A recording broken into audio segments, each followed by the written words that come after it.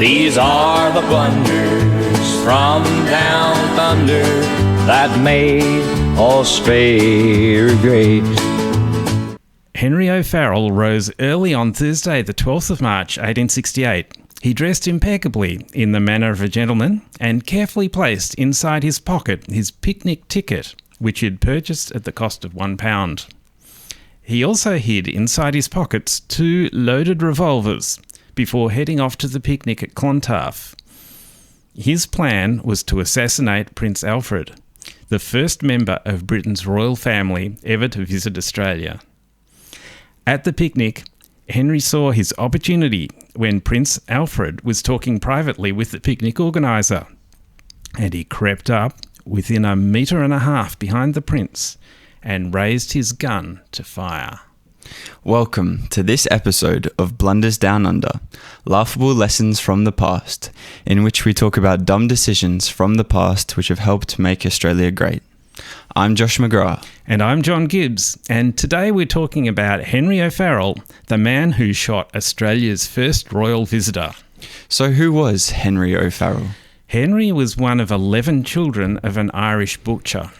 He migrated to Australia as a child and attended a Catholic school in Melbourne. He worked for 2 years at a law firm, then started training to become a priest. After several years of training, he was found unsuitable for the priesthood. He then set up a farm produce business in Ballarat, but fell into alcoholism and the business went broke. Being of Irish birth, he became interested in Irish republicanism and developed a resentment against the British. So tell me a little bit about the victim, Prince Alfred. Prince Alfred was the second of 4 sons of Queen Victoria. He was the Duke of Edinburgh, Earl of Kent and Earl of Ulster. He joined the Royal Navy at the age of 12 and he was a competent sailor and naval officer. At the time of our event, he was just 23 years of age. How did Prince Alfred come to be in Sydney? In January 1867, Prince Alfred set off on a 17-month round-the-world goodwill voyage as captain in command of HMS Galatea. The Galatea arrived in Adelaide on 31 October 1867 before visiting Melbourne and Sydney, arriving in Sydney on 21st January 1868. At each place, crowds of people flocked to see and welcome the prince. Various events were organised in honour of the prince, and on 12th March, the prince was invited to a picnic, which was a fundraiser for the Sydney Sailors' Home. How did Henry O'Farrell form his assassination attempt? In the months leading up to the picnic, Henry started plotting the assassination. In September 1867, he moved to Sydney, and in December he purchased 2 revolvers, one a small Colt and the other a larger 6-shot Smith & Wesson. Prince Alfred was the Earl of Ulster, which made him a target for anti-British Irish republicanism. Henry at first planned to assassinate the prince on the day he arrived in Sydney and rented a room at a hotel with the aim of shooting the prince as he passed in his royal carriage. That plan fell through when he was unable to get a clear shot, and his next plan was to kill the prince at the royal ball in Hyde Park Pavilion on 5th of February. That plan fell through when he was refused entry for lack of a ticket. So his final plan was to do the deed at the public picnic on 12th of March, and this time Henry purchased his ticket in advance. Now, what happened on the day of this assassination? On the day of the picnic organiser and president of the Sydney Sailors' Home, Sir William Manning, went for a stroll with the prince across the green near the beach. The prince handed Sir William a cheque as a donation to the Sailors' Home, and while this was happening, Henry O'Farrell walked up behind the prince, took out a revolver, and from a distance of 1.5 metres, fired into the back of the prince. What happened immediately after the gunshot went off? The prince fell forward and said, "Good God, my back is broken."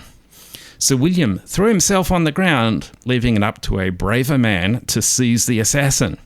William Vial, a cart maker, grabbed Henry and wrestled the gun from his hand. The gun went off a second time and shot another bystander, George Thorne, in the foot. The police then came and arrested Henry, while the prince was lifted up and carried into the luncheon tent, suffering a great deal of pain. And how did the crowd react to all of this? The crowd rushed to seize the assassin. People were shouting, "Lynch him! Hang him! String him up!" The Sydney Morning Herald reported that Henry was only saved from being torn piecemeal by the police exertions and those of the Chief Justice, who got severely handled while aiding the police. Numerous attempts were made to bear the prisoner away. His clothes were torn to shreds. A body of mounted troopers and foot police, fully armed, was dispatched to the Wharf Jail and Government House. The prince was carried aboard the steamer Morpeth about 4 o'clock, suffering intense pain. 2 lines of citizens formed an avenue from the marquee to the steamer, and profound grief was manifested. The most intense excitement prevails throughout the city. And what damage was caused by the gunshot? After medical examination, it was found that the bullet had penetrated the prince's back about 2 inches from the lower part of the spine. No vital organ had been injured, and the course of the bullet was to all appearance quite superficial. And who looked after the prince following his injury?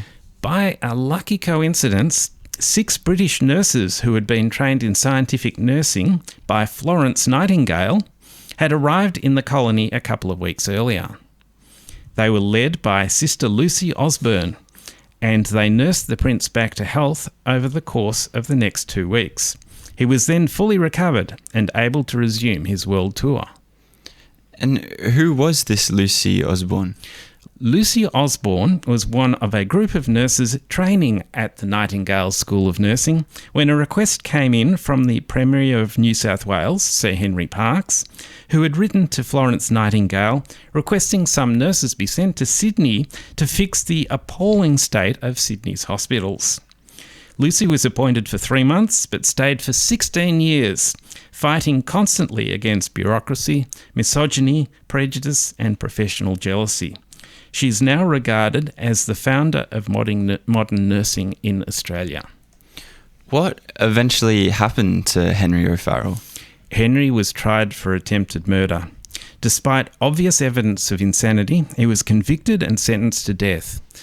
The prince pleaded for clemency, but the colonial secretary said, "We do not think that His Royal Highness should interfere in the administration of our laws." So Henry was hanged on 21 April, just 4 weeks after the shooting. What did the people of Sydney do in the following days after the assassination attempt? Well, in the days following the shooting, there was an outpouring of public support for the prince. The most influential people of Sydney voted to raise a permanent and substantial monument in testimony of the heartfelt gratitude of the community at the recovery of His Royal Highness. And so what happened with this money that they raised? Eventually, instead of just building a big monument, it was decided to use the money to build a hospital. This became the Royal Prince Alfred Hospital, which has become a large teaching hospital. So the assassination attempt inadvertently led to the construction of one of Australia's most important medical facilities. So what's the moral of this story? The moral of the story is that if you're planning to be an assassin, get a bit of target practice before you try to shoot your victim.